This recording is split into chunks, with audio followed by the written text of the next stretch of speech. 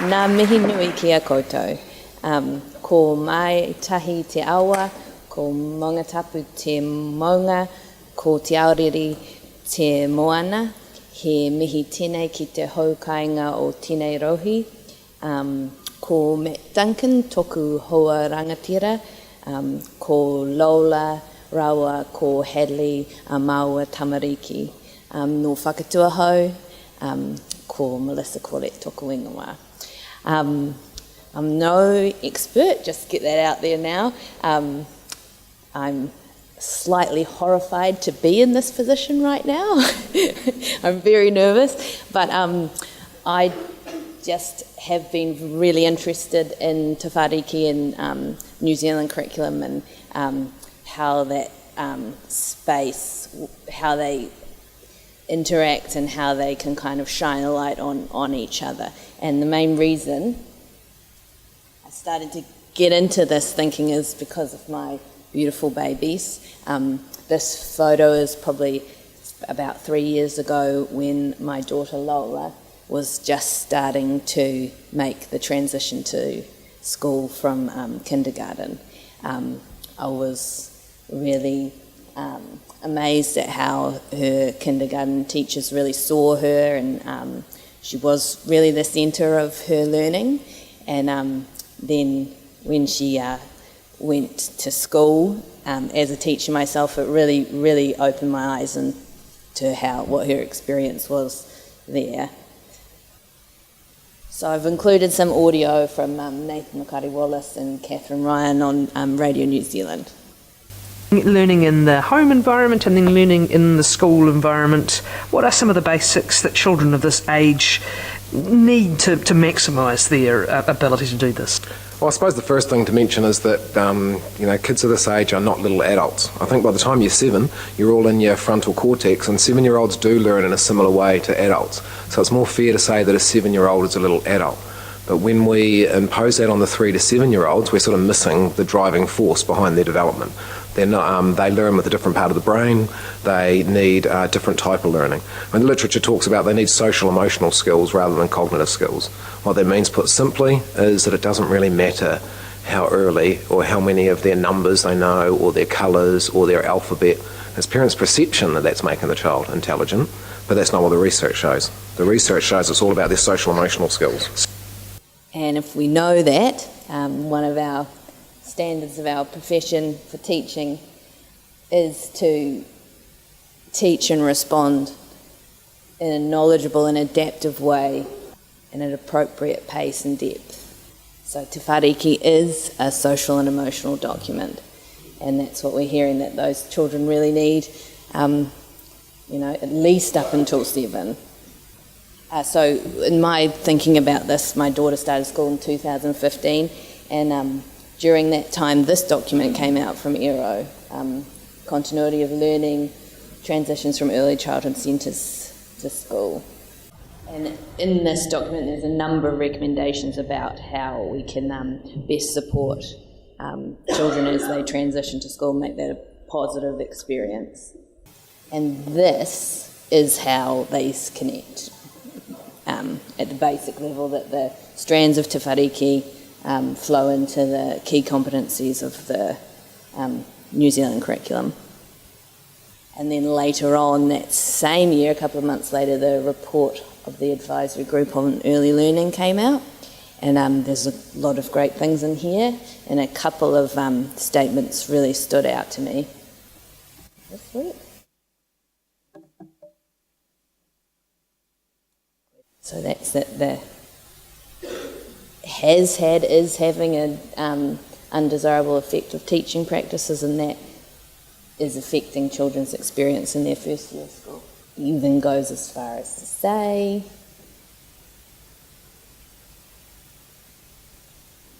that it's clear that those play-based curriculum offers the best,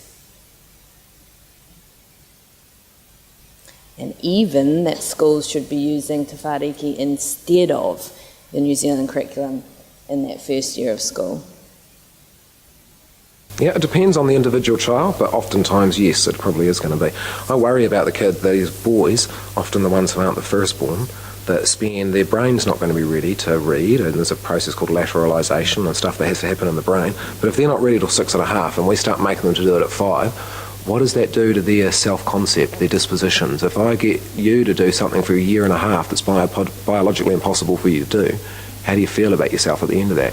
You feel incompetent, you feel, it actually disables their learning. So those learning dispositions are really important. And of course we can have positive learning dispositions, which is what we really want, but we can also create negative learning dispositions. This visual is from Margaret Carr, and it just shows the strands of Te Whāriki, some corresponding dispositions, actions and behaviours you might see, what the learning environment will be like, and the children's questions. Another factor that Eero highlighted was that for positive transition, that their previous interests, strengths, prior knowledge and dispositions were known. And our standards do talk about design for learning, and that we do have a responsibility to teach based on these things. And also that culturally responsive teaching and assessment contributed to children's sense of themselves as confident learners. So you think about that in terms of those first audio. So it is deeply embedded in our culture, this idea that the earlier my kids get to 7, the better a parent I was. So we think that the 5-year-old that can count to 100 and knows his whole alphabet and knows his colours is cleverer than the kid who's only counting to 20 and calling every colour blue. But really, when you research that, there is no correlation with learning that stuff early and being successful at 32. The only way we can predict your outcomes under 7 has got nothing to do with those cognitive skills like reading and writing. It's got to do with your love of learning, what the literature calls your disposition towards yourself as a learner. So the simplest way I can say that, Catherine, is under 7, it doesn't really matter one iota how much you know. What matters under 7 is how clever you think you are. What about reading, those early readers, in fact the kids who go to school already reading? Does that make waste of time? No, waste of time. So in the literature, on average, that would plateau at 8. That means the kid that knows his alphabet and learns to read at 3, 4 and 5, by the time he's 8, he's got the same reading age as the 8-year-old beside him who didn't start learning to read till 7. Really, most of that dissipates in the first year at school, any difference in cognitive skills. There are a small group of children that you can measure benefits from learning that early up until about the age of 11, but there's really no evidence that there's any benefits after 11. So, but we say 8 on average because most of it disappears in the first year of school. So, yeah, what are we doing? We'll just look in a bit more detail at just one of those strands. So if we're not going to do it the other way, how can we use Te Whāriki to guide us? So this is managing self, just unpacked a little bit more. Learning dispositions, observable behaviours, and some key competencies just based on the key competencies pathway. So if we want those things in that last column, we need to provide an environment that meets their daily needs with care and sensitive consideration. So in the Te Whāriki strand of wellbeing, these are the goals, those 3 that the children experience an environment where, and back to our standards, we are required to provide professional relationships that focus on the learning and the well-being of each learner. And Kahikatea talks about a strong link between well-being and achievement, being strongly influenced by identity and access and exposure to their own language and culture, which is also another of our standards that we are appraised on. This is just a little bit of a shot at contribution. So those are the goals of contribution. Quite often, usually around about bedtime, the Russell children like to show their mother what they've been doing at school. Joan is nearly 7. She's been at school almost 2 years. Peter has just started, and they both enjoy every minute of it. And so they should. As far as their mother can see, it's nearly all play. As to what the children learn at school, she's frankly puzzled. Mrs. Russell is still a young woman, and she remembers her own schooling vividly. The rows of desks, the big classes, the dingy rooms. Teachers didn't stand any nonsense from the children in those days. Learning was something you could really get your teeth into.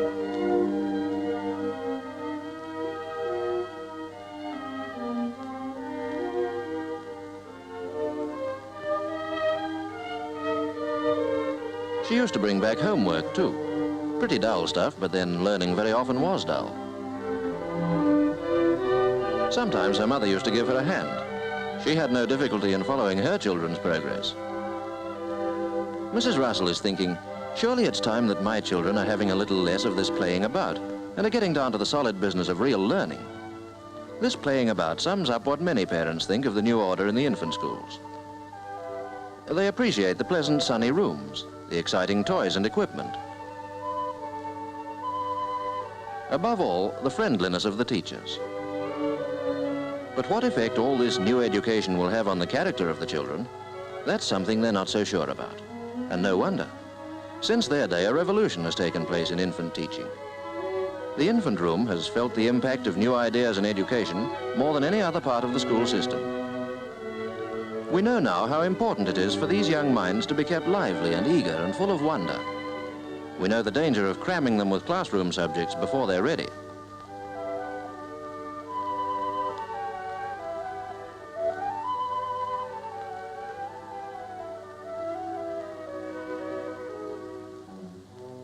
These years in the infant school are often the children's first introduction to community living. This is the time for them to learn the job of working and playing happily and successfully in bigger groups than the family provides. Of course, there are subjects that they're ready to tackle, and these are made as interesting as possible so that their natural pleasure in learning is never blunted.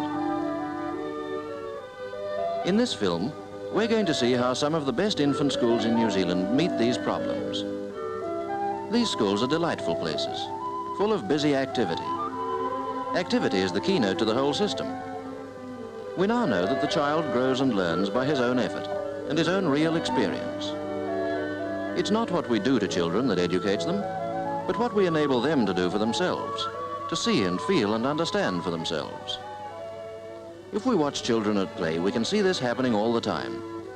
For play, of all activities, is the child's own natural way of gaining knowledge and skill. And so, play in the infant school assumes a very important position. We no longer think of it as just a delightful and amusing thing that children do to pass the time, but their own way of learning to understand and control the world around them.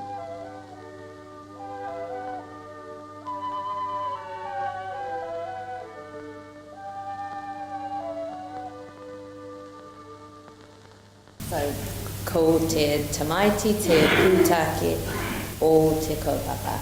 So the child, the heart of the matter. Yeah.